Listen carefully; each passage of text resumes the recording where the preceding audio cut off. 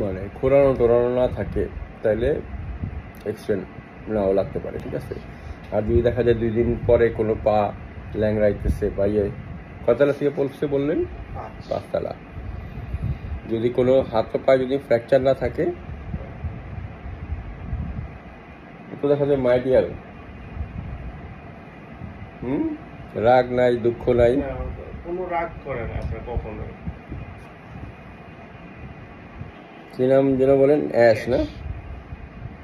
বাসার মধ্যে কাকু সুন্দর হাঁটাহাঁটি করে, শুধু ওর যখন খাবারের দরকার হয় তখন একটু মেও মেও করে।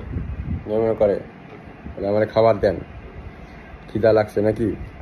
ওদের হিট আসলে বুঝার উপায় কি? হিট আসলে একটু ইরেশনাল আচরণ করবে। ও মেয়ে না ছেলে?